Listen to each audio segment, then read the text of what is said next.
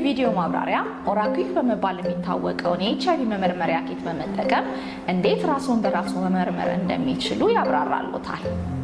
ይህ መመርመሪያ በድዶ ላይ የሚገኘውን ምራቅ በመጠቀም የሚደረግ ምርመራ ሲሆን ምርመራው ምንም አይነት ጉዳት የማያመጣና የምርመራ ውጤቱ አስተማማኝ ነው። ይህ ቪዲዮ የመመርመሪያ ኪት ውስጥ በተጻፈው መመሪያ መሰረት የአሰራር ሂደቱን ተከትለው ምርመራ እንዲያደርጉ ይረዳዎታል።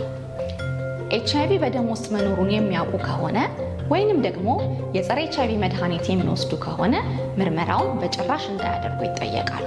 ስለ ምርመራው የአሰራር ሂደትና ውጤቱን በተመለከተ ተጨማሪ ማብራሪያዎች እንዲሁም ጥያቄዎች ካሉት 952 ነፃ የስልክ ቁጥር ላይ በመደወል ተጨማሪ ማብራሪያዎችን እና ለጥያቄዎቹ መልሶችን ማግኘት ይችላሉ። ከምርመራው 15 ደቂቃ በፊት ምንም አይነት ምግብና መጠጥ አይውሰዱ። ምርመራውን ለማድረግ ለብቻው መሆን የሚችሉበት ምቹና ብርሃናማ ስፍራ ያስፈልጎታል። በተጨማሪም ትንሽ ጠረጴዛና ውጤቶትን የማቢያ ጊዜ የሚቆጣጠሩበት ሰዓት ያስፈልጎታል። በመጀመሪያ የመመሪያ ወረቀቱን አውጥተው ጠረጴዛ ላይ ያስቀምጡት። በመቀጠልም ምርመራውን ለማድረግ የመመርመሪያ ኪቱን ከእሽጉ ውስጥ ያውጡና ጠረጴዛው ላይ ያስቀምጡት። እንዲሁም የምርመራው ፈሳሽ ኬሚካል የሚቀመጥበትን ባለ 4 ማዕዘን ቅርጽ ያለውን ትንሽ ፕላስቲክ ከእሽጉ አውጥተው ጠረጴዛ ላይ ያስቀምጡት። የመመርመሪያ ኪቱ 2 እሽጎች አሉት። በመጀመሪያ ትንሹ ፕላስቲክ ብልቃጥ የታሸገበትን እሽግ ይክፈቱና ብልቃጡን ከእሽጉ ውስጥ ያውጡት። ብልቃጡ ውስጥ ፈሳሽ ኬሚካል አለ። የፕላስቲኩን ክዳን በአውራ ጣቶና በአመልካች ጣቶ ኬሚካሉ እንዳይፈስ ተጠንቅቀው ይክፈቱት። የከፈቱትን ፈሳሽ ኬሚካል የያዘው ብልቃጥ ለዚህ ማስቀመጫ ተብሎ በተሰራው ባለ 4 ማዕዘን ፕላስቲክ ላይ ክብ ቦታ ፈሳሹ እንዳይፈስ በጥንቃቄ ዘንበል አድርገው ያስቀምጡት። አሁን ደግሞ ሌላኛውን እሽግ በመክፈት የመመርመሪያ ጠፍጣፋ ዘንግ ከእሽጉ ውስጥ ያውጡት። ዘንጉን ሲያወጡ ከጠፍጣፋው ተቃራኒ ያለውን መያዣ ይጠቀሙ። በሚያወጡበት ጊዜ የዘንጉን ጠፍጣፋ ቦታ በፍጹም በእጆ እንዳይነኩ ጥንቃቄ ያድርጉ። በዚህ እሽግ ውስጥ ትንሽ የታሸገች ዴስካንት የሚባል የእርጥበት መከላከያ አለ።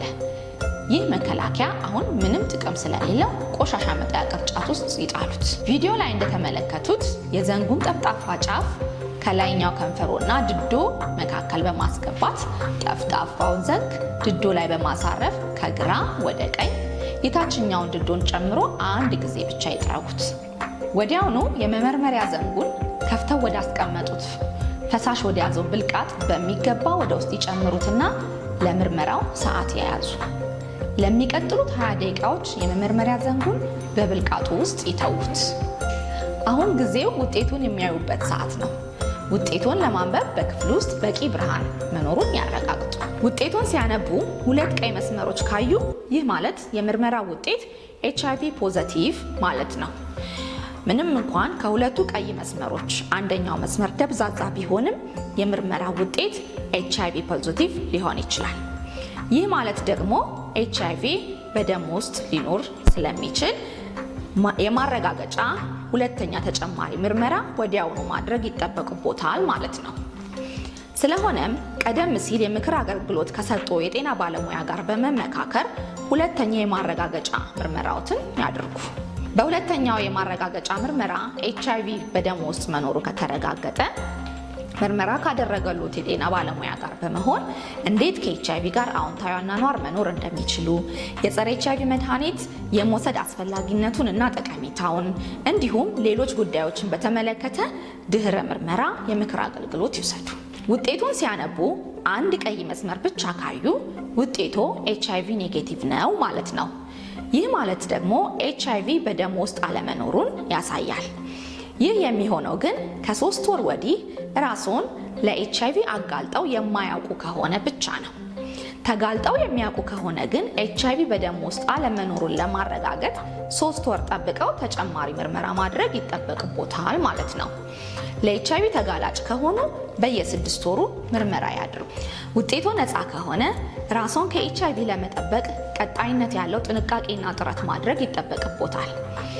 ስለሆነም በተቻለው መጠን የወሲብ ተጓዳኞችን ቁጥር ለመቀነስ ጥረት ያድርጉ።